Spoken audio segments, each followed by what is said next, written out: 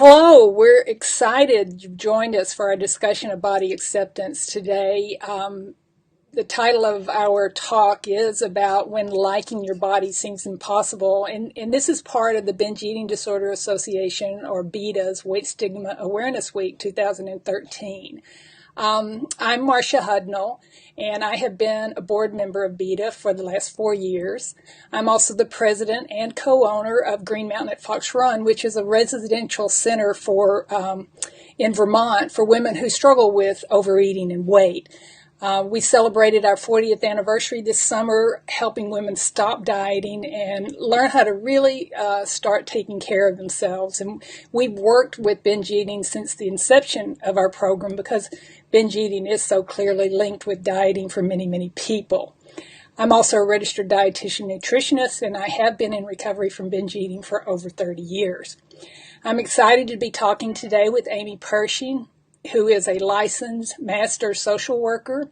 Amy's the chair of BEDA's board of directors, and she's also the executive director and co-founder of Pershing Turner Centers, which is an eating disorder treatment center in Annapolis, Maryland. Further, she's the clinical director of the Center for Eating Disorders in Ann Arbor, Michigan. And there she developed in 1993 the program BodyWise, which was a comprehensive treatment program that she developed to serve the growing numbers of clients that she was seeing who had binge eating disorder. And Amy's been in recovery from binge eating disorder herself also for a number of years. You want to say anything about that, Amy? I'm going to go 30. I was actually sitting here adding it up. Yeah. That's pretty close. So. Okay, well, we're on this. Yeah. We're right there together then. Yeah. And welcome to the call, Amy, also. Thank you. We are both excited to talk to you about our relationship with our bodies, and not our personal relationship with our bodies, but as a society, our relationship with our bodies, and how it really impacts our ability to take care of ourselves, especially when we struggle with eating problems. And since this is Weight Stigma Awareness Week, I want to start the discussion of body acceptance by looking at the role that weight stigma plays in body dissatisfaction. What I commonly see among the women who come to Green Mountain is that many people think that hating their bodies really actually helps them, that it's a motivator, because if we don't like something, then we feel more motivated to do the work that's needed to change it. What's the problem with that thinking, Amy? Well, I think it's predicated on a couple of problems. One is, as you just said, that notion that shame is a motivator of change, because what shame really motivates is more shame. Ultimately, it makes it very difficult to think about one's body as our home, to really take the very best care of it. Shame about our body is really much more about thinking about our body as a billboard, whether or not someone outside of us is accepting of our body. And so what that means in terms of weight stigma, which is all about judging or stereotyping based on size and shape and weight, is that somehow if I change something about me, I'll be more acceptable, I'll be more valuable, which means how I may be naturally is not okay. And that fuels shame. And what that fuels is anger and frustration and rebellion. And so we get into this cycle that's very common and intrinsically part of binge eating disorder and yo-yo dieting, which is the back and forth. I'm going to go on a diet. I'm going to make myself fit into these jeans or this size. And then, of course, what happens is when that's not possible for that person's body, there's frustration, and there's anger, and there's shame. They go off the diet, they gain more weight, they feel even less okay, so they go back on another diet, and off we go. So there's no resting place. There's no time when they say, I'm done trying to fix this. Now it's my home, and I could just live in it and be happy. It's always a process. Mm-hmm. Trying to make it right. Yeah. Very, very good introduction to that whole concept, Amy. When we talk about the body is the home, or a lot of times what you hear that also referred to is our relationship with our bodies and our relationship with food. And certainly, from our experience is that body dissatisfaction really does have a major impact on that relationship. And one of the ways that I talk about it at Green Mountain is you're walking down the street and you're feeling pretty darn good because you've been feeding yourself well and you've been really putting some pleasurable movement into your life, and you've been starting to look at the stresses in your life, and you feel like you're starting to get a handle on managing a lot of different things, and you're really feeling great. And then all of a sudden, you happen to glance in the store window and see your reflection.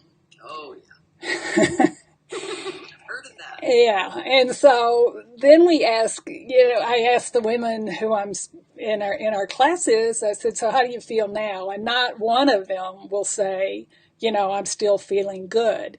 And I describe it as falling into a pit of despair. And that sounds dramatic, but it really isn't, because we are very despairing over this. And what's going on now is that, just a moment ago, you were walking down the path to wellness, to well-being, to feeling really good, getting on with your life. And now you've got to spend your time crawling out of that pit. I think what many of the women who come to us don't realize, and I'd wager that a lot of people who are watching this video may not realize too, is that body dissatisfaction is really about how we talk to ourselves. And we have these very powerful tapes that start running in our minds every time we look in the mirror, or when our clothes don't fit exactly right, or if we see that store window, or even if we walk into a room and we're uncomfortable about it. So replacing those tapes with new ones that are much kinder and much gentler really I believe is very critical to the healing work that's part of the recovery from body dissatisfaction and disordered eating, including binge eating disorder. And what we do know, is really coming to much more clearly understood is how that negative self-talk really affects us neurochemically, that really drives us to how our thinking really creates the reality of our lives. Could you talk a little bit about that? Sure. And I just want to back up one little bit to speak to, I think, how powerful the concept of our body needing to be acceptable truly is, and because that relates to the brain chemistry piece. If we think about weight stigma is predicated on a few things. One is the idea that thin is always possible, that it's preferable, and that thin people are somehow better people. They're more in control. They've got their lives going. They're smarter. They're more capable. There are a number of studies out that look at even kids as young as 3 and 4, and the ideas that they have about fat kids versus thin kids, and they already start to stereotype about their habits and their intelligence and their capability. So we learn at a very early age that not only is this about an aesthetic thing, but it's very much about our worth and value as a person. How good are we as a person? And I think that's why that when you said, Marsha, I love that about it feels like falling into a pit of despair. I don't think that's overstating, because it's not only about, gee, I'm a little overweight according to cultural standards. It's about, I'm not as okay as a person. Right. That's what's at risk. And so if we think about that, and then we look at the neurochemistry, what we know, and more the research is bearing out, that our brain creates pathways based on messages that first are external and then become internalized about what's true and in the world, so we can navigate the world. And so if we believe that our worth and value as a person in some way is connected to the shape and size of our body, we're going to have a whole lot of very deeply worn pathways that tell us our body better be up to stuff. Because what we have to risk is extraordinary. What we have to risk is our very acceptability as a person. So those messages are necessarily harsh and shaming because and demanding of us to drive for thin because, again, there's so much at stake. So the good news here, though, is what we know is that our brains are very, very plastic. We do absolutely learn new things. We can create new pathways. So in recovery from eating disorders, certainly, but also just in recovery from weight stigma, and I think it truly, we can say that even if you've not had an eating disorder, there's still a recovery process from weight stigma itself, right? We really do, as a culture, have to recover from the impact of this stigma. It's not just for folks who are struggling with eating disorders. For them, it's particularly profound and entrenched in other ways. But this affects anybody who lives in this culture and walks around in a body. Absolutely. Whatever size it may be. So I think if we can really try to think about how can we begin to change those pathways, what can we begin to do just to alter them some, so that what we're really doing is challenging the paradigm of weight stigma instead of trying to make our bodies fit. Right, right, absolutely. Yeah, I mean, this whole idea of weight stigma is, people often think that it really just applies to people of larger body sizes, but we do know that people of all sizes are struggling with it. Absolutely. And so it really is a much broader issue than someone might think. I always, as a dietitian, also like to look at the physical aspects of things. And one of the things that I think is really important also to understand about negative self-talk too is that it really creates a lot of stress in our bodies.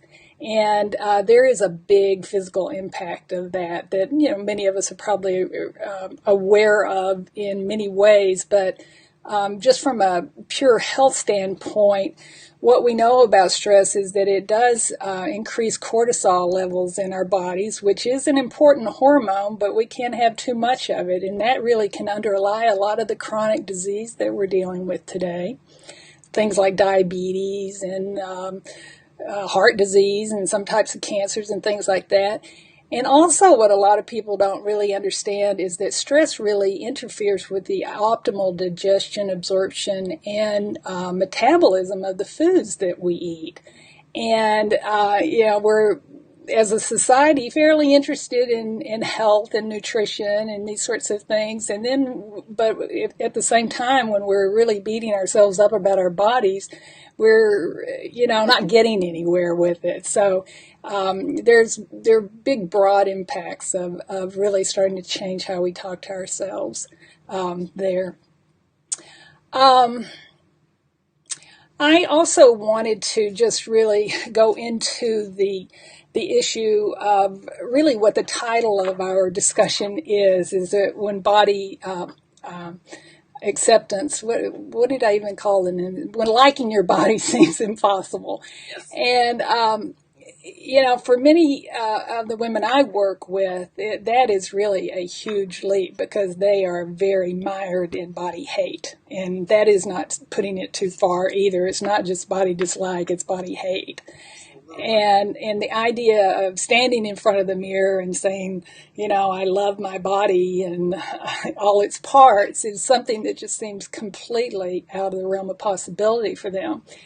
And we approach this at Green Mountain with a process called body neutrality, which I'll walk you through in a moment. But I just wanted to open the door for you to share your thoughts about the struggle that many people have from moving of that place of body dislike to acceptance. Sure, I think it feels so, like you said, it feels impossible. It really, I think, a lot of my clients think about it as, like, all of a sudden having to speak a new language, or, all of a sudden The whole world changed, like moving to a new country. There's not even a place to envision it. And I think one thing that's kind of useful to remember is that that's actually neurologically accurate, that there aren't any pathways established when we begin this process where you can walk down the street feeling good about your body, see a reflection in the window, and still keep feeling good about your body. Yeah. Have that pathway. Yeah. Literally. So that's the first problem with it. The second problem is we're actually wired against change. So, we've developed these pathways because historically, this isn't a conscious process, but historically we've believed them to keep us safe. If we pursue thin, that means we're going to be acceptable, valuable, and all the things that we want to be. So we best hang on to those pathways. So not only is it not familiar, but it also tends to trigger anxiety and actually a fear response to make some of those changes. So I think if we can kind of expect that in this process, it's going to feel foreign and it's going to feel scary and it's going to feel weird, that's helpful. I think it also is helpful to really think about, and I sort of enjoy this part of it, so this might just be me, but I think another thing that's really valuable to think about is harnessing your renegade in this process. Because you may be the only person at the coffee pot in your office or the water cooler who's working toward saying, no, I feel good in my body, thank you, as opposed to, I'm going to lose 30 pounds by Christmas. You may be the only one doing that. I think that's going to change. Yeah. But right now, you may be the only one. So I think in some way to really be challenging that paradigm of weight stigma, you have to be willing to be a renegade. And I found my clients are pretty willing to do that. Ours too. We call it healthy rebel behavior, getting that rebel going there. And it is a fun thing to hang on to, I think. It is. I also think it's useful I just try to say this out loud because I think it's valuable because I know you and I have been struggling with this issue and worked on it. For the most part, I think it really is possible to get to a different place. Does it mean you'll never have a negative body feeling? Of course not. But I think it's really possible to shift, to have very different pathways that are compassionate and gentle and loving and forgiving and maybe even have a sense of humor. I have a client who said something to me the other day about how as she's aging, everything in her body is moving south. We just laughed about it. And it wasn't a negative comment. It was just an observation. Yeah, it was the facts, yeah. And we laughed. And it was just really about, I'm changing as I'm aging. Yeah. So it wasn't a judgment. It was just an observation. And it allowed us to kind of laugh about what that process entails and all the assumptions we have about it. So wonderful. I think it is really possible to shift to something very different and to appreciate the job our bodies do because it's pretty phenomenal. It is. And that's just a wonderful introduction to this process that we call body neutrality, which is really something that we devised to just really help women take a very stepped approach to moving out of body hate and not expecting to go straight to body love. And in fact, if you never go to body love, that's okay, because if you can just stop beating yourself up about it, you're going to have tremendous benefits from that. And so that process, we call it body neutrality, but there are really sort of 4 basic steps to it. And the first one is really just to acknowledge the negative self-talk that's there. And that can be a difficult process for many of us because it's very insidious. We don't really realize it. We've done it for so long. It's just part of us. And in some of the ways that you can start to recognize that process, and if you've got some ideas, Amy, jump in here too, but one is just by standing in front of a mirror and starting to write down the different things that you know you say to yourself all the time. That, just start that tape running in your head, but write it down as you're standing there. Some other ways too is pull out some photos of yourself and start writing down those comments that you know that just really come up every time you look at a picture of yourself. Or when you see someone looking at you, you start reading their minds. Real common behavior. And what do you think they're saying about you? Because it's usually you saying it about yourself, not necessarily somebody else saying it about you. Or that store window again. Those are all good opportunities to really start to notice what it is that you say to yourself. Or think about one thing I just thought of too is listening for where you're holding your body's shape or size somehow accountable for something. Like, think about, for Very example, good. With like if you're trying on a pair of jeans in a dressing room and sort of saying, oh, why can't I get my thighs into these? Again, it's subtle, but the implication is there's something wrong with your thighs. Yes. In other words, where are you blaming your body for not looking a certain way or fitting into a certain size? Yeah. Or looking a certain way when you're standing or sitting or moving, somehow holding it accountable for not being correct. Yes. Right? Yes. Great addition there. So once you start to recognize, when you're talking to yourself like this, we encourage, the next step is so as you're walking along or you pass a mirror and you look at yourself or you see a photo of yourself and you start to hear these tapes start to run, to just stop and take a deep breath. And, it's something that's very easy to do, can be done in a minute, and it is a very powerful interrupter of negative self-talk because it relaxes you. It relaxes your body. It relaxes your whole self. Mm-hmm. It actually, it's a wonderful intervention neurologically as well. It fits actually with a model of working with trauma, which is when clients are experiencing a flashback, one thing that you do is allow them to slow down and work on their breathing so that they can reground in the moment. And literally it moves you to a different part of the brain. Yeah. So you really are stopping the completion of that pathway. Yeah. So it's really a wonderful intervention. It's wonderful. Yeah. And then the third step we have is really just to validate the self-talk. And it's important, I think, to recognize that that self-talk has developed in a way that we actually, it was an attempt to help ourselves, which, as odd as that sounds, a way to protect ourselves or, again, motivate ourselves to do something different, to change our bodies, not recognizing that may not be possible, but whatever. So it's important not to take these old patterns and make enemies of them, because that sets up adversarial types of relationships with ourselves that can really create blocks to moving forward. So, go ahead. Yes, one of the things that I know I've worked a lot on and I work on with clients is actually finding the gratitude for the part of us that held those messages. Yes. We look a lot at what role did body hate play for you? How did it protect you? How did it give you something to fix? Or how did it give you a safe place relatively safe, to put shame or to put anger? Mm-hmm. So it can have a tremendous, tremendous value. And then again, when we've got that cultural weight stigma, it's also about trying to make us acceptable to the powers that be, and that's about survival.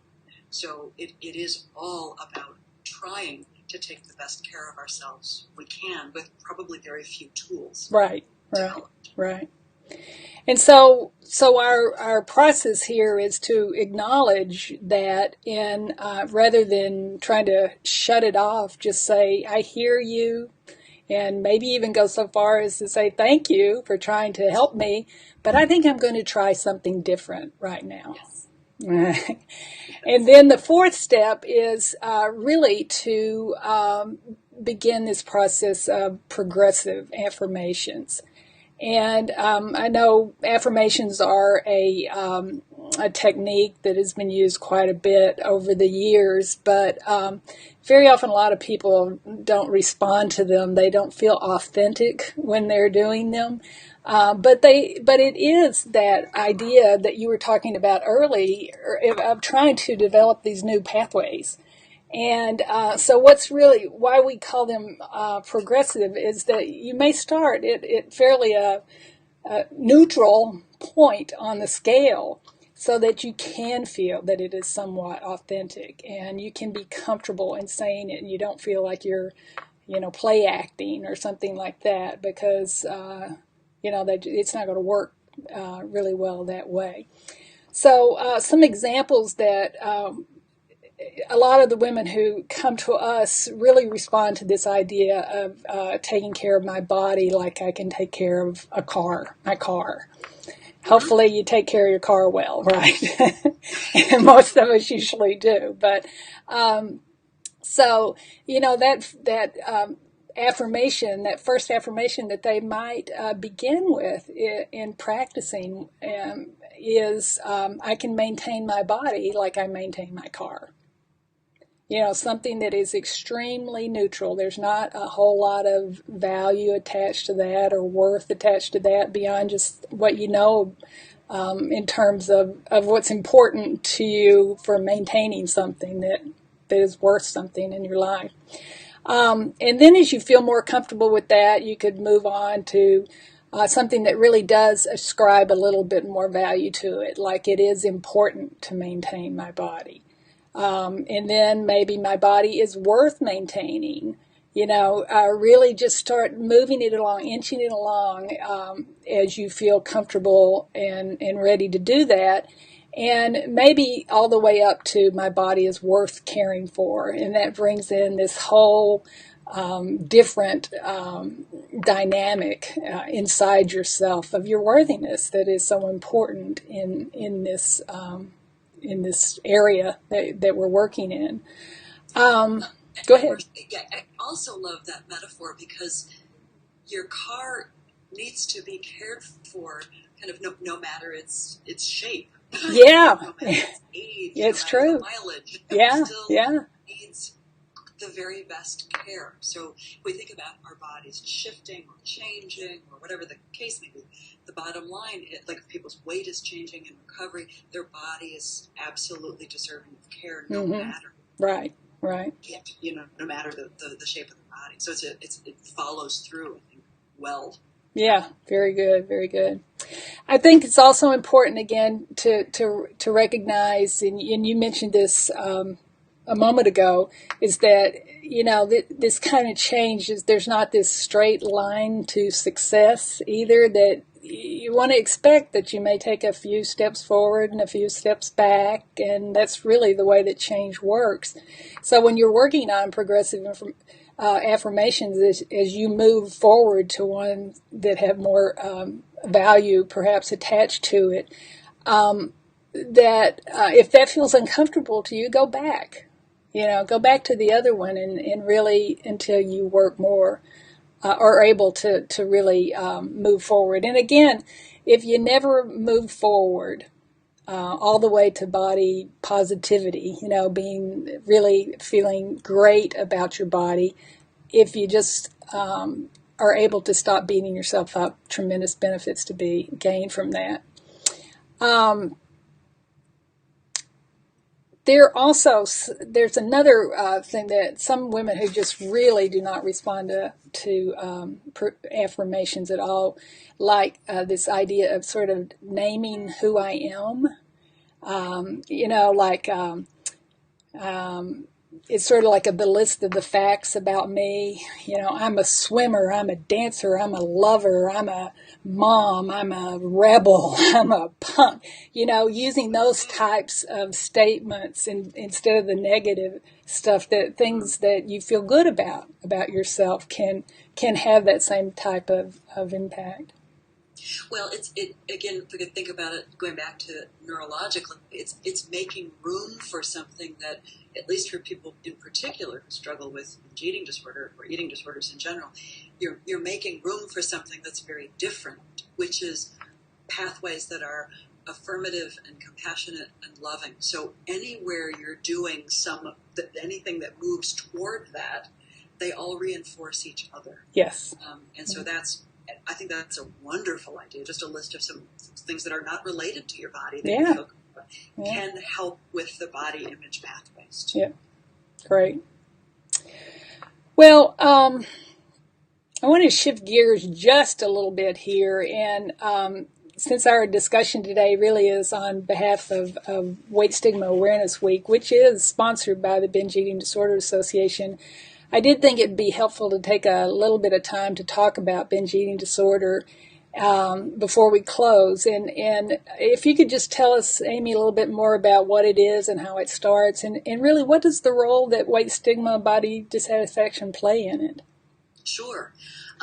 Well, binge eating disorder, to kind of do the thumbnail, but to say first before I start that on the BEDA website, there's really some wonderful information about binge eating disorder, the nature of it, the characteristics, the types of treatment. So there's lots of good information there too.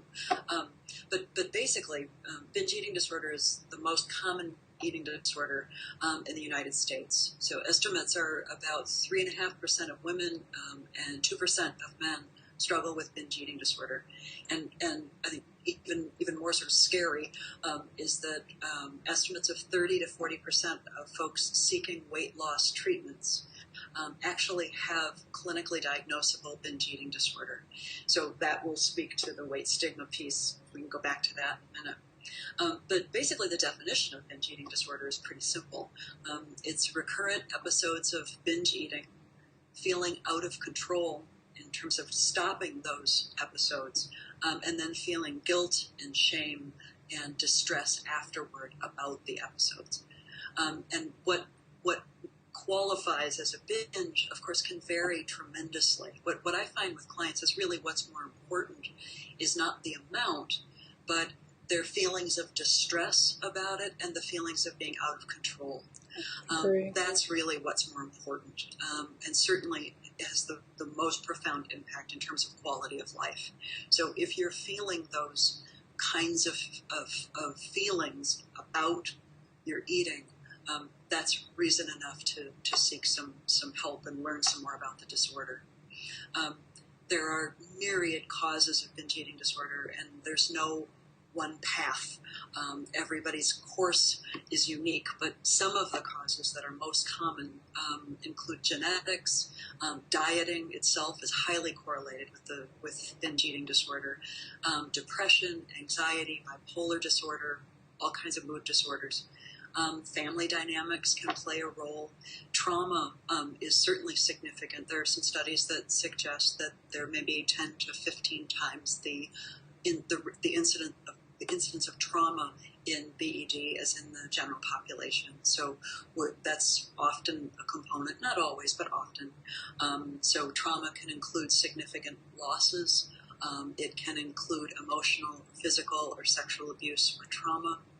It can include neglect, include all kinds of issues. But the bottom line is those are some of those kinds of significant experiences can very much contribute to binge eating disorder.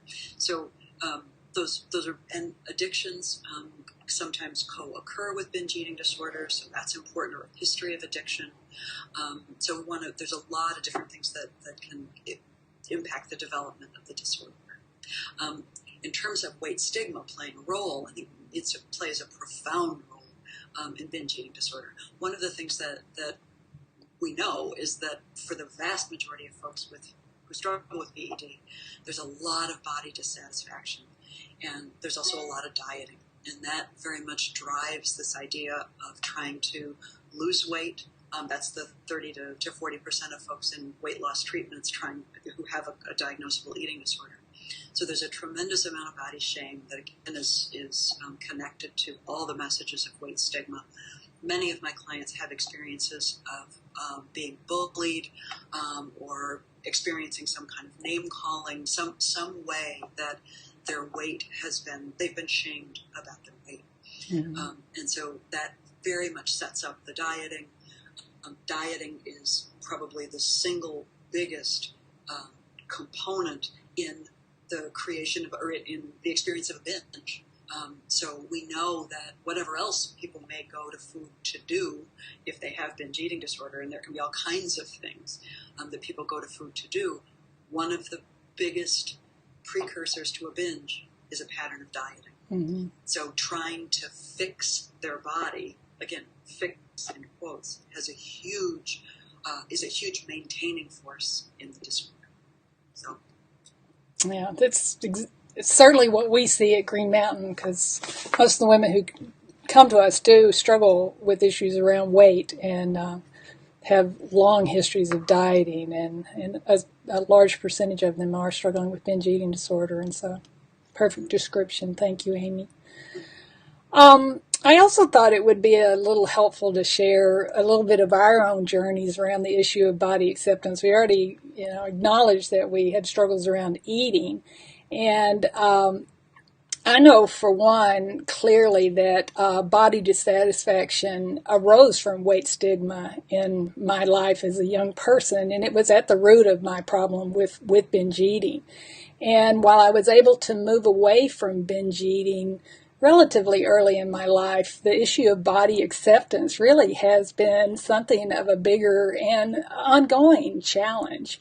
Because really, no matter what I do, my body is not going to look like the societal ideal. Most of our bodies will not look like the societal ideal, because that's just not what we're built to look like. That's just not who we are. And so it really has been an ongoing work for me throughout my life to really challenge that societal ideal, and for myself, while I do it with my clients, and really begin to value the body that I have. And, there are varying times that I'm more successful at that than other times. But I do think it is really valuable for all of us who stroll around this issue is to bring it to the light, to not feel like we have to be ashamed of that continuing challenge, when we know that, especially a professional working in the field, that, we shouldn't be struggling with this. We're helping other people. But the fact is that this is a huge thing in our society, and people of all sizes, as we talked about earlier, struggle with it. And I love how Brene Brown talks about it when she says that, these little gremlins, when you bring them into the light, and gremlins are the source of that shame that really is a core issue here. You bring those to the light, they can't survive in the light. They thrive in the darkness. So being able to talk about it is really, I think, an important healing aspect of recovery from body dissatisfaction. And of course, talking about it in a supportive community. Yes, absolutely. Yeah, I agree. And I think in one sense, I'm not sure that if we didn't experience it, we could help in the way that we do.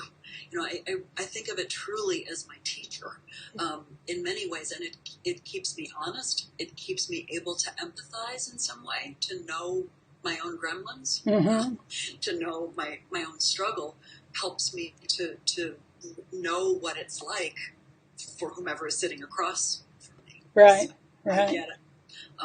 And I just a little bit about my own journey. I joke with clients that I've been almost to every size as an adult in my body that I could possibly be.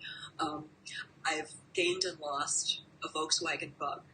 I figured it out one time. Oh my gosh! About 2,000 pounds. So up and down and up and down, up and down. So. And what I've learned, many things, but one thing I've learned through that journey is that the body image talk wasn't a whole lot different from size to size. So true. That's why I think that it's important that we say that weight stigma doesn't only impact people who are quote unquote overweight, because it also impacts people who are not overweight by being afraid that their body could become overweight. Right. And so they're in a constant state of vigilance. Yes. So I was either in a state of profound shame or one of incredible vigilance. Mm-hmm. But I was never at home. I was always on a mission to change or to improve my body in some way. And so I think for me, the strangest experience in this whole journey has been not having something to fix. Not feeling like there's something I'm supposed to make somehow look different. Yeah.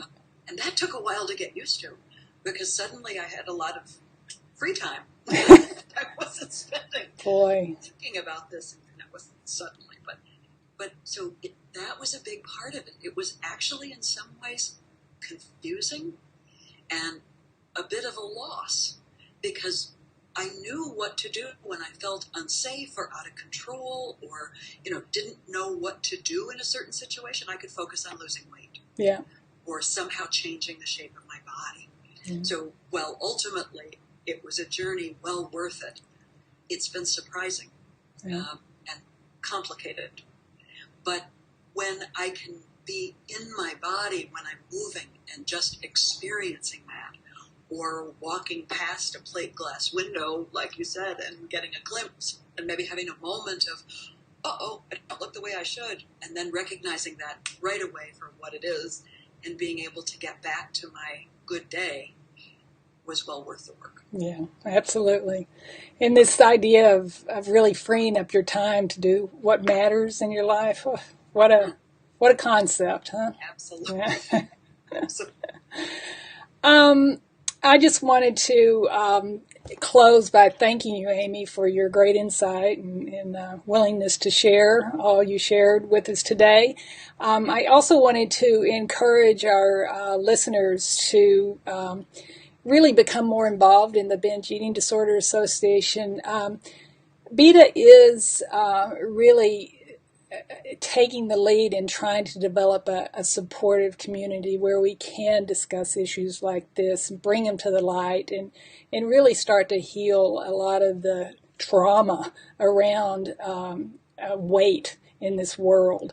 And you can become more involved by becoming a member of BEDA. It's really relatively inexpensive, and but your voice will really, your participation will really add to what we're able to do with the organization. And you can learn more about the membership on our website. It's bedaonline.com. That's bedaonline.com. And we appreciate so much you tuning in to listen to us today, and we hope that you found Weight Stigma Awareness Week overall a very valuable experience, and that this discussion of body acceptance really has given you some insight and some tools that you can use to help yourself, your loved ones, and if you're a professional working in the field, to help your clients also. Amy, do you have any parting words? Absolutely bring your voice to BEDA. We need you, and we need your passion. So yes, if you have if you'd like to know more, I would say the website is a great place to start. I think about what an organization like this would have meant in my recovery. It would have saved a tremendous amount of time and energy and struggling alone. So I really, really invite anyone who's struggling with this disorder or who is a loved one of someone struggling with this disorder, please add your voice. Okay, great. Well, thank you again, Amy, and thanks for everyone for listening, and goodbye for now.